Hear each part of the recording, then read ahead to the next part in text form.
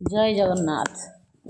मु जुक्त 2 प्रथम वर्ष बाध्यतामूलक ओडियार एकांकिका भालू उपद्रवर 2टी भाग पढ़ाई। पिलाए मोर जड़े छात्र मते अनुरोध करिसेंती जुक्त 2 द्वितीय वर्ष ओडिया ऑप्शनल प्रबंध समानता स्वाधीनता भातृत्व पढ़ेबाकू। तेणु मु आज से विषय पढ़ेबी। पिलाए जेहेतु सेकेंड ईयर पिलांकर फाइनाल एग्जाम आउ अल्प दिन रहिला सेथिपाई से विषयटी को मु पढ़ौचे एवं खूब शीघ्र सारिबी मध्य। तेबे विषय वस्तु को जीवा पूर्वर प्रथमे मो प्राबंधिक चित्तरंजन दास को विषय रे टिके सूचना दौचे। पिलाए प्रबंध 2 भाग रे विभक्त वस्तुनिष्ठ और व्यक्तिनिष्ठ। तेबे प्राबंधिक चित्तरंजन दास उभय वस्तुनिष्ठ और व्यक्तिनिष्ठ प्रबंध रचना रे धुरंधर थिले। से एकाधार रे प्राबंधिक गवेषक अनुवादक भ्रमण कहानीकार एवं जीवनी लेखक मध्य थिले। पिलाए तांक रचित प्रबंध संकलन क्षरु अ एक भिन्न शैलीर सृष्टि। एई ग्रंथर 16 प्रबंध हेउची समानता स्वाधीनता भातृत्व। पिलाए एथर मु प्रबंध पाखक जाऊँगी, ध्यान दे शुणिब।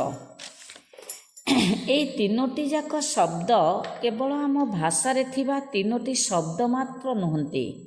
एमाने पृथ्वी सारा लोकंक द्वारा व्यवहृत हेउथिबा 3टी विशेष अर्थ को बहन करुथिबा 3टी शब्द।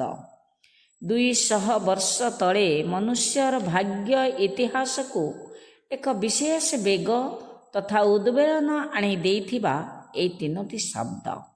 समीक्षक माने कहते ए 3टी जाक शब्द फरासी विप्लवर पताकारे एक विशेष स्वप्नर तात्पर्य गुड़ी को प्रतिफलित करी समग्र विश्व चित्त को केते ना केते आत्मबल आनी देइथिले एवं संघ शक्ति द्वारा जे नियति गुड़ी को भविष्य निमंते अन्य एक मूड़ देई हेबो से विश्वासटीर प्रतिष्ठा कराइथिले।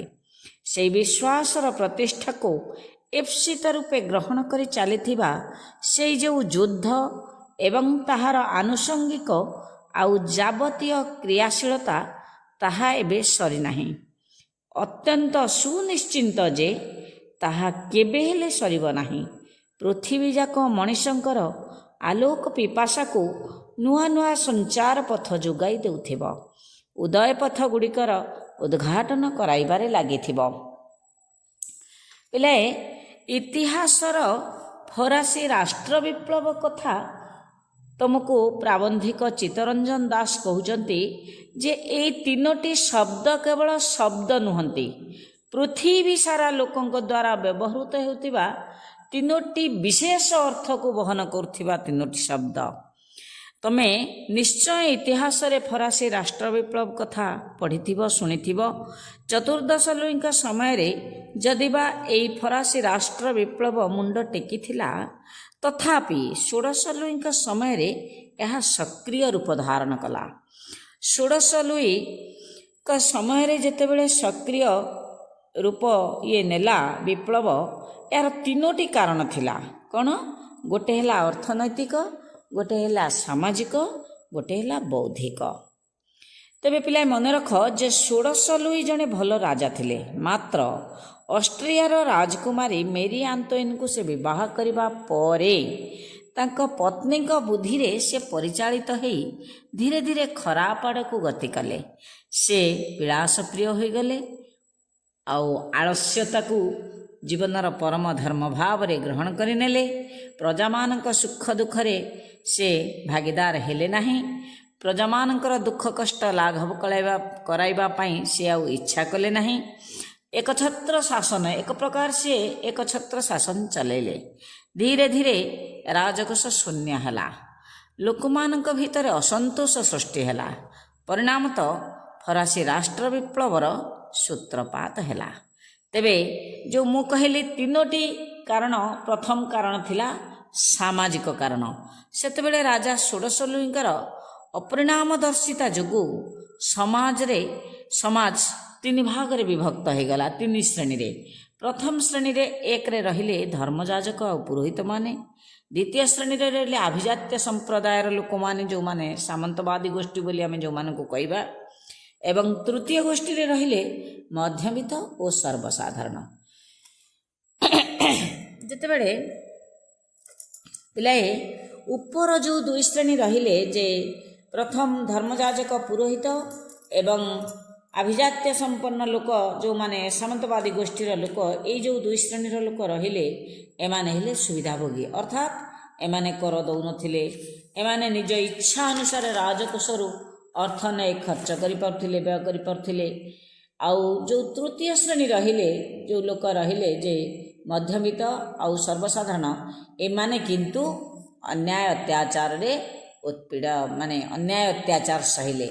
आउ कौन कले ना एमाने राजकोषरु अर्थ व्यय करिवार क्षमता एमानकर नथिला कि एमानक पाखरे आसी किछि सुविधा सुजोग पहुँचु नथिला, बरं एमाने कर दौथिले।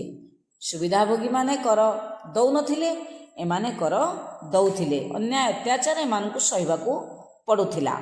तेणु ए जो एटा गला सेतबेलर को कारण ना सामाजिक आउ अर्थनैतिक कारण, तो अर्थात से समय रे आर्थिक दुर्बलता राजांकर देखादेला एवं लोक माने तीन भाग रे विभक्त हो गले।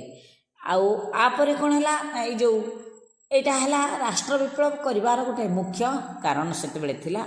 आउ तृतीय कारण थिला कौन ना बौद्धिक कारण, अर्थात से समय रे जेतेबेले एई प्रकार परिस्थिति फ्रांस रे सृष्टि हैला, हेतेबेले मॉन्टेस्क्यू, रूसो, वोल्टेयर एमानक भली बुद्धिजीवी माने कौन कले ना एई व्यक्ति विशेष माने ए फ्रांस रो अधोगति देखिकरी लोक मानक विप्लव करिया पई प्रोत्साहन सृष्टि कले, उत्साहित करेले, प्रेरणा सृष्टि कले। तेणु एई सब कारण जोगु फरासी राष्ट्र विप्लव सृष्टि होइथिला। 1789 ख्रीष्टाब्द रे संगठित होला फरासी राष्ट्र विप्लव। आउ एहार मूल मंत्र थिला समानता, स्वाधीनता, भातृत्व। पिलाए तमर प्रबंध है समानता, स्वाधीनता, भातृत्व। आउ प्राबंधिक कहले जे एटा जेतेबेले फरासी विप्लवर पताकार एक विशेष स्वप्नर तात्पर्य गुड़ी को प्रतिफलित करी समग्र विश्वचित्त को केते ना केते आत्मबल आनी देतिले एवं संघ शक्ति द्वारा जे नियति गुड़ी को भविष्य निमंते अन्य एक मोड़ दे हब, यही कथा से प्रमाणित करथिला फरासी राष्ट्र विप्लव। तेणु से कहते जे तार आनुषंगिक आउ क्रियाशीलता, जावतीय क्रियाशीलता एबे मध्य सरी नहीं। तार जो प्रतिक्रिया स्वरूप ये तीनिटा शब्दर जो मूल्य ताहा एबे मध्य बंची रहिछि एवं एई शब्द तीनिटा अर्थात एई शब्द तीनिटार अर्थ जे पर्यंत आमे बुझी पारि नथिबा से पर्यंत शांति प्रतिष्ठित होब नाही। से जे पर्यंत आमे शब्दर गुरुत्व अनुभव न करिबा से पर्यंत आमे एकताबद्ध हो पारिबा नाही। किंतु एकता ही बल ए तीनिटा शब्द बुझेई देछि। फरासी राष्ट्र विप्लव होछि एहार एकमात्र उदाहरण। पिलाए अधिक पढ़ेले तम मानकु शुणिकी मन रखा कष्ट हम। आज ये पढ़ाऊँगी प्रथम पाराटार मध्य कारण बुझेली एवं मु आसंता क्लास रे पुणी आगु को पढ़ेबी। जय जगन्नाथ।